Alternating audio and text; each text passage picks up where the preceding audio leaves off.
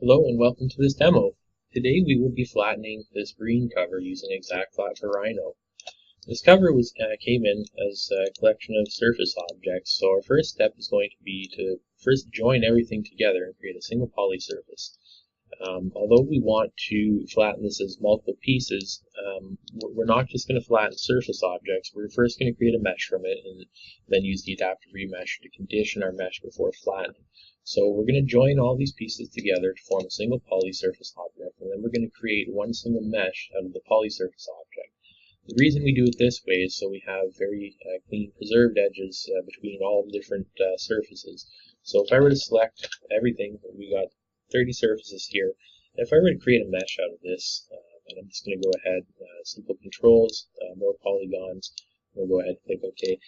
If we start to examine this mesh, cell mesh, isolate. So we're going to hide all the surfaces. We're just looking at the meshes. If we look at the boundaries between these meshes, none of them line up. So none of these quads are lining up when we mesh this separately. So the reason we join everything together, so if we now, when we don't join it together, we don't have aligned boundaries. So we're going to join it together first. And now if we create a mesh, again, I'm just going to use the more polygons and click OK. Now, if we start examining the boundaries, cell mesh, we're going to isolate the mesh. When we start looking at the boundaries, everything lines up. So we've got much better mesh now, and this is going to greatly improve the reliability of ExactFlat sewing algorithms for when we create our new mesh using the Adaptive Remesher. ExactFlat's going to be able to recognize the boundaries, sew them together, and preserve those boundaries. So that's why we join everything together to create a single poly surface first before we create a mesh. So we're actually not going to keep this mesh here. There's a couple characteristics that I don't like about this mesh. So we're going to delete the mesh.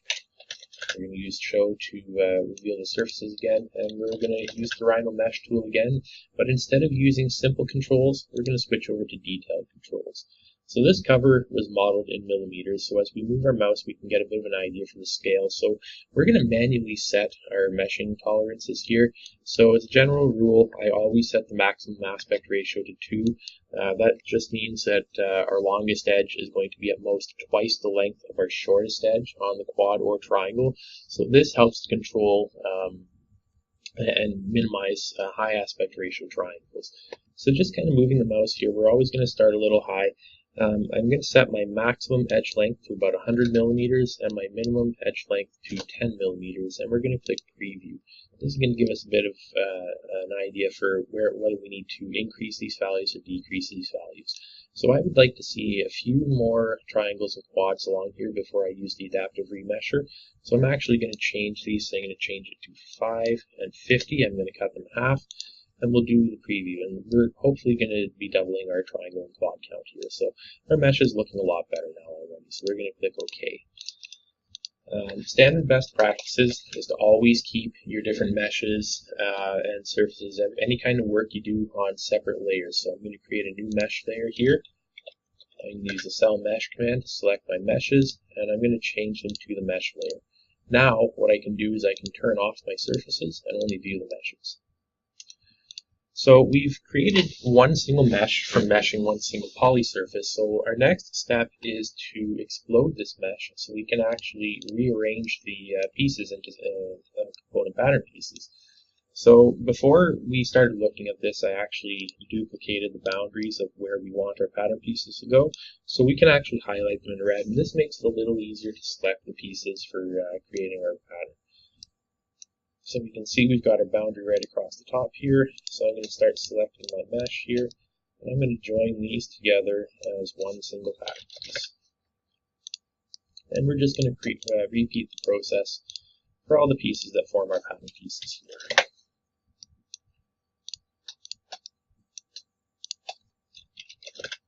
Join those together, join these together. Join the right and left half of these together. And we're actually going to join all these together too. So this would be the windshield here. We can actually see where the cutouts are. And I actually identify these as a boundary that we want to keep. However, for flattening, it's much easier to actually fill these in And what we're going to do is we're going to use the ExactFlat trace command right here, and we're going to trace this boundary profile back onto the pattern piece after flattening. So for flattening purposes, we're going to join all of these together into one single sheet. And then lastly, we've got our pieces down here along the bottom.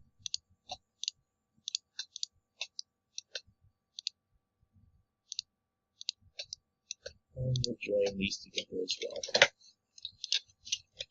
Now we'll just do cell mesh. We've got 7 pieces, which is what we should have. So we've got all our pieces joined together now. So when we created a mesh from the poly surface, what happened is it created individual meshes for every single surface, and then it just joined them all together, very much the same way we did here. And because we had independent collections of vertices and triangles, one independent collection per surface, when we use the explode command, the command actually goes out and searches for those collections, and it's going to break them out into separate meshes. So if I were to explode these, I would again explode them into 7 different meshes, or however many meshes we have here. And similarly, if ExactFlat were to try and flatten this, it would again explode them into the individual component pieces. So what we need to do is we need to eliminate all the duplicate vertices and merge all these independent collections of triangles and faces into a single collection. And the way we do this is with the Rhino weld command. So we're going to type in weld. We're going to select all of our meshes, and we're going to weld them all with an angular tolerance of 180 degrees. And what this is going to do is it's going to go through all our meshes, and it's going to find duplicate vertices, so 2 vertices within the same mesh container that occupy the exact same space and time, and it's going to merge them together into a single vertex. So now, if I select one of my pieces here and try to explode it, explode is not going to work because I've merged all the duplicate vertices. We only have one unique collection of vertices and triangles now, which is what we want. So before we flatten these, as we look at them, we can see we've got mostly quads, and most of the triangles are the same size. However, we do have some fairly high aspect ratio triangles, and we do have a lot of triangles that aren't really needed. So when we consider the back piece here, it's mostly flat. We have a lot of triangles or quads all the way down the back here. So what we're going to do before flattening is we're going to use ExactFlat's Adaptive Remesher to both decimate the mesh and to simplify the geometry of the mesh. So to do this, we're going to switch over to the Mesh Tools tab of the ExactFlat toolbar. And very first, we're going to validate the meshes first. We're going to make sure we don't have any geometry problems such as geometrically degenerate triangles or topologically degenerate triangles. So we're just going to very quickly use the mesh validator rectangle, select everything, and it's telling us that all our meshes are valid.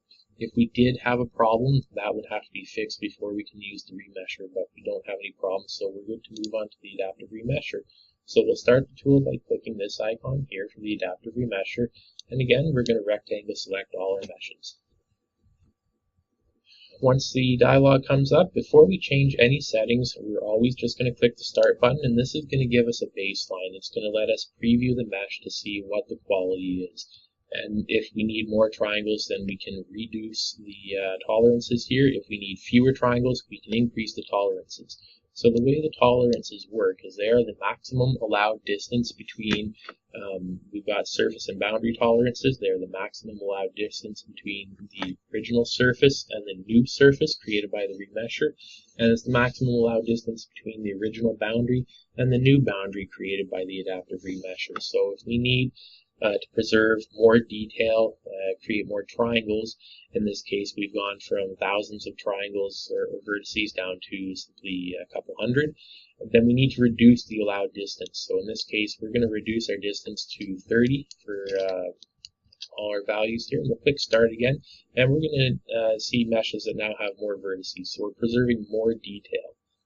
So we can see we've got more triangles here, more geometry, and we're preserving more of this detail. If we reduce it even further, we'll do 10, 10, and 10. We're going to end up with even more triangles and vertices on our new mesh now. So we'll go ahead and we'll click OK to accept changes. So at this point, it's safe. We can start flattening now. So to flatten these objects, we're going to switch over to the Tools tab, the ExactFlat toolbar, and we're going to click the Flatten command to start the flattening process. So the flatten command is simply just one of our pre-flatteners. However, it is the entry point into the ExactFlat flattening process. So we always have to use the flattening command to start flattening things. So the flattening command is going to create the flattening workspace, as well as use our press pre-flattener to create an initial unoptimized flat pattern. So at this point, we're going to make our ExactFlat pattern layer the default layer, and we're going to turn off all the other layers because we don't need to see this information at this point. We're also going to minimize our perspective viewport by double-clicking on the title, and we're going to maximize our top-down viewport by double-clicking on the title here. So we've already used one pre-flattener when we used the flatten command. We used the press pre-flattener to create our initial unoptimized flat patterns. However, when we look at these patterns, we've got flip triangles on this one here, and for most of the pattern pieces we see red, which indicates we have high strain. So all the colors on the pattern pieces all represent the relative amount of strain on the pattern piece. And if we consider the 3D reference model, we can turn this back on and examine it at any time. So I'm just going to switch back to our 3D perspective viewport. So we've always got a reference model and a 2D pattern, and the strain is always the same on the reference model as the 2D pattern. So we can see where our areas of high strain are on our pattern pieces. So if we consider our 3D model to be a rigid shell, the strain represents how much we're going to have to stretch and pull the 2D pattern pieces to get them to fit back onto the 3D model. So in this case, we have high strain on all of our pattern pieces, which needs to be dealt with. So really, the optimizer, the goal of the optimizer is to reduce the strain and average energy density to as close to 0. But because ExactFlat is a two-stage flattener, we have two different sets of tools for doing this. So we've got our pre-flatteners, which are the very first tools that are used, and our flatten tool does use one of the pre-flatteners to create the patterns. They're very, very fast tools, and their goal is first and foremost to remove flip triangles. So when we look at this piece here, we can see we have flip triangles here, and these are just triangles that are folded in under themselves to create a fold or a wrinkle. And the second goal of the pre-flatteners is to reduce the strain on the pattern piece and eliminate a lot of the red coloring. So we can do this with any of ExactFlat's pre-flatteners. So we've got our fracture pre-flattener, our pelt pre-flattener, and we've got our CCM pre-flattener. So for these pieces, I'm just going to start with fracture, and as I start selecting edges, we're going to get a different pattern piece for every single selection point. So the biggest goal here is just to remove flip triangles and to reduce the strain as much as possible. So you don't have to spend a lot of time clicking around getting the absolute best pattern. So long as you don't have flip triangles and you don't have a lot of strain, that's a good starting point. So again, we'll do this with this next piece. We've eliminated there weren't any flip triangles, but we've expanded the piece and we've eliminated a lot of the strain. The same for over here, and because this piece is actually near developable, in this case we ended up with a pattern that is very, very close to the perfect pattern. So we'll just repeat the fracture process on the remainder of the pieces, and for this one down here, by fracturing it, we've eliminated the flip triangles as well as reducing the strain. We still do have quite a bit of strain in this area here, but because of the nature of this piece, it's a very thin piece. This is probably more of a local anomaly than anything, so we're not going to worry about it. The optimizers will succeed in removing the strain. So we'll just fracture the remaining pieces here, and now we're good to go. So by using the fracture algorithm, we've spent very, very little time, and we now have pattern pieces that are very close to final pattern pieces. So we've greatly reduced the amount of time that's going to be required for the optimizer to optimize these to the final pattern. So now we're going to go ahead, we're going to optimize the pieces. So we're going to select all our pieces here, and we're going to go ahead and press enter on our keyboard. So at this point, we are now looking at the spring settings. So we're going to leave all of our settings at defaults. And we're going to use a simple cotton for optimizing this pattern. If we do need to use a different material, we can click the Browse button to open up the ExactFlat material browser, and we can select from one of ExactFlat's 85 default materials.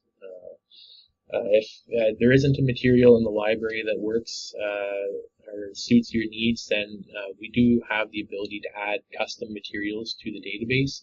You can either measure the mechanical properties of the material yourself, or we do partner up with a university, and for the cost of about $25 US, it usually takes about 5 business days. They will be able to measure the mechanical properties of your material for them. I believe you only need to send about a 1 foot by 1 foot swatch of material, and once they're done measuring the properties, they will send you back a report which you can then use to create your own mathematical model of that material in ExactFlat for your private use.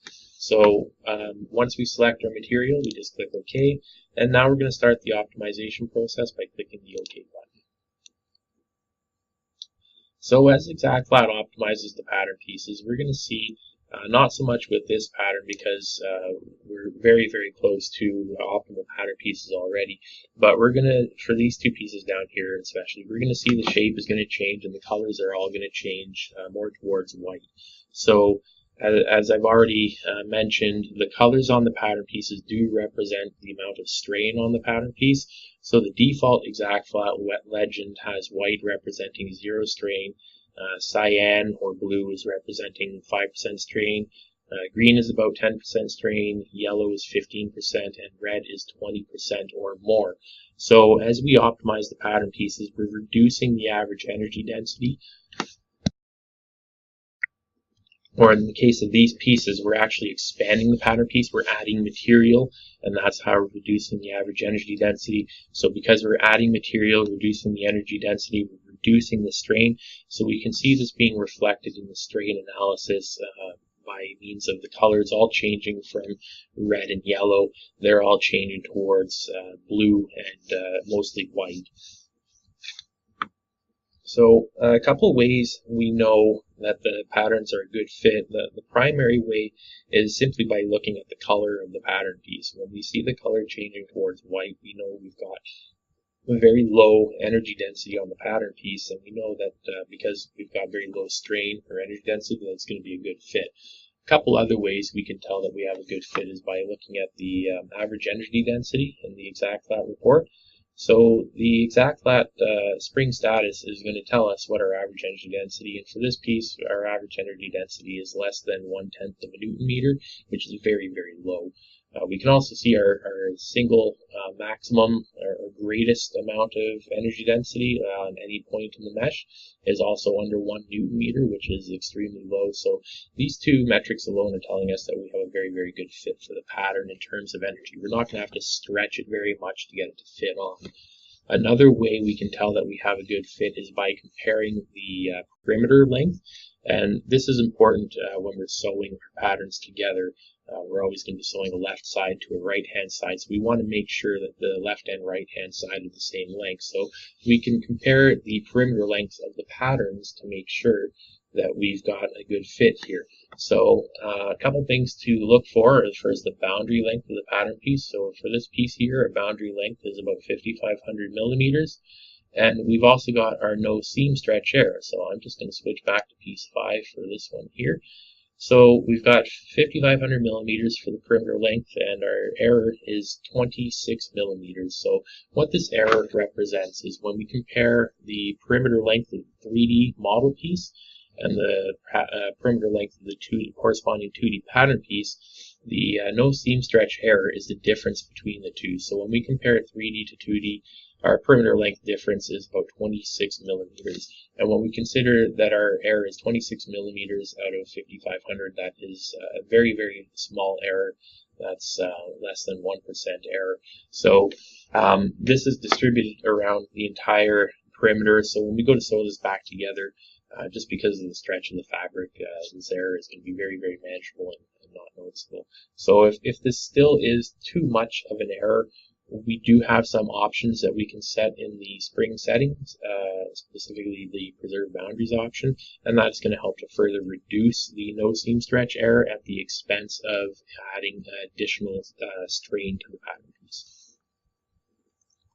We're going to go ahead, we're going to click OK, and now we're going to rearrange our pattern to make it a little easier to see where everything goes. So we're going to start with this piece here as the big long piece at the back, and what we're going to do is we're going to first rotate it. It looks like it's already in the correct orientation, but we're going to rotate it anyway. So we're going to use these 2 points as our reference, and I'm just going to hold Shift on the keyboard to snap my point along the horizontal x-axis, and we're going to rotate this so it's perfectly horizontal. Next, I'm going to use the ExactFlat Find tool to find all the neighboring pattern pieces, and the Find tool is going to allow us to rotate them and snap them back to where they should be. So we'll notice as I move my mouse along the edge here, we're seeing a highlight here, and if we look at the far right piece, we can also see a corresponding orange highlight. So that's telling me that those two edges match up. So if I click on this edge here, what's going to happen is the far right piece is going to rotate and move to match my selection point here. So using the ExactFlat Find tool, we can very quickly find and recreate our pattern.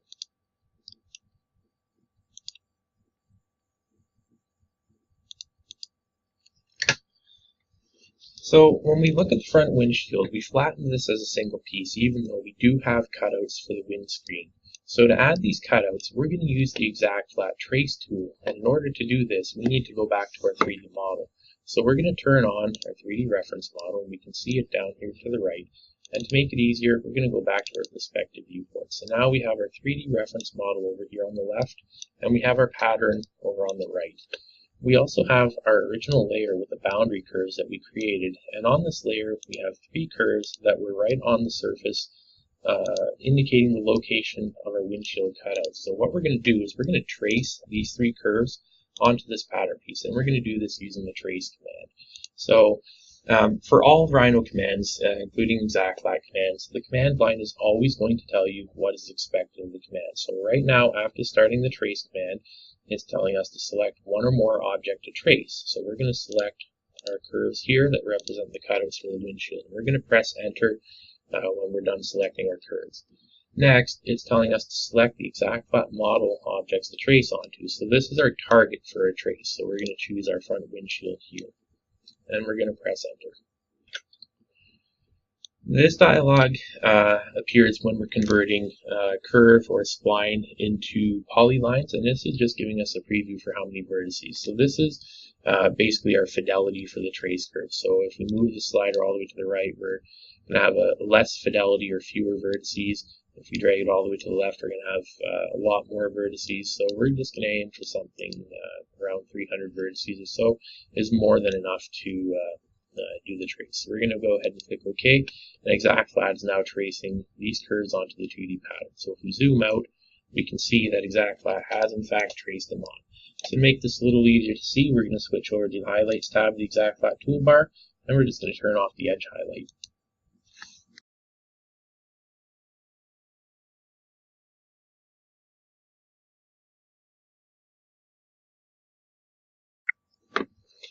So now that we've traced on our curves onto the pattern, we can go ahead and we can start adding notches to this pattern piece. So we're going to go back to our top viewport, and we're going to hide our model again by making the ExactFlat pattern the default layer. We're just going to turn off the pattern, and we're going to turn the model, and we're going to turn off the boundary curves.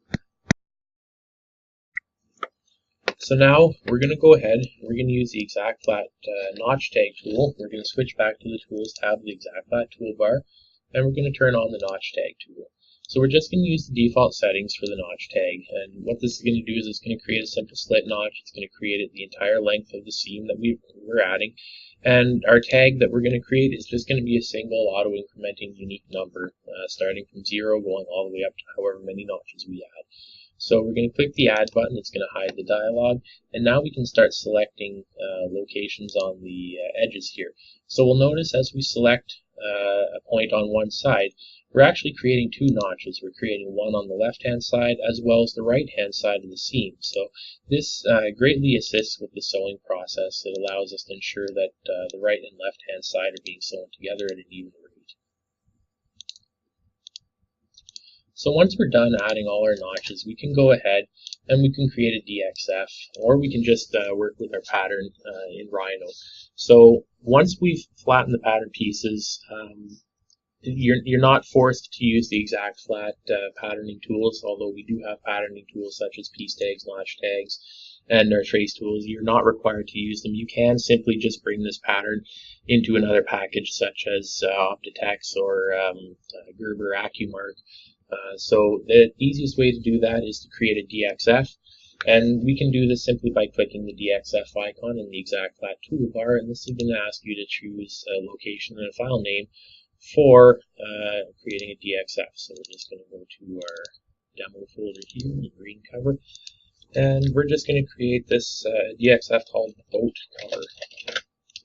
So we've created our DXF, and now what we're going to do is I'm going to import this DXF into the document here, and we'll have a look at the file structure of the DXF. So I'm just going to use the import command, and we'll import our boat cover. And now we can see the DXF that we've created. So on our pieces here, our DXF is comprised of multiple layers. So if we can look at the layers over here, we've got a grain layer, cut layer, we've got our seam layer, notch tag, and we also have our trace lines layer. And this is because we trace the profile of the window cutouts onto this pattern piece as well. So we'll just drag one of these pieces over here, and actually I'm going to use the Rhino move command. I'm going to move this piece right from the point here, trying to get it on the interior point. There we go, and we're going to move it right here. That way it's perfectly aligned. So when we look at this piece here, we can see that our blue line represents the perimeter of the pattern piece. So this is our sew line. And we also have an optional or a red line here, which represents our cut line. So this is the sew line plus whatever seam allowance we have configured in the ExactFlat options. So if we look at our ExactFlat options real quick here, we'll expand the ExactFlat tab. We're going to go to the DXF export tree item. And when we look at our DXF seam allowance, it's set to 10 millimeters right now. So if we measure the distance between our seam line and our cut line, it should be 10 millimeters. So we'll just do this perpendicular, and we've got 10 millimeter difference here. So our blue line is our seam line, or the natural perimeter of the pattern piece. Our red line is our cut line, which is a seam line plus our seam allowance. And we also have a gray line here, which represents our grain line. So in this case, because we didn't manually specify a grain line using the ExactFlat grain line tool, the grain line is assumed to be the horizontal x-axis. So you can rotate your pieces however you need to before exporting a DXF, and you can safely assume that the horizontal x-axis is always going to be the grain direction. So one benefit of the DXF export is because we have so many layers here, when we import this into another system or even our cutting table, we can simply turn off the layers that are not needed. And in terms of a cutting table, we can assign different tools to different layers. So we might want to assign a pen tool to the seam layer. That way we're penning out where we need to sew to help with the sewing process. We may want to assign a wheel cutter to our cut layer to cut out all the perimeter. We may want to assign a drag knife to our notch layer to cut out the notches, and we may want to simply turn off our notch tag layer, or we could assign a pen tool or an airbrush to our notch tag layer to actually pen out the notches that or the tags that are created for the notches here. So this has been a demo showing how to flatten a marine cover. So to summarize, we started out with our surface, and once we had our surface, I'll just turn off everything else here.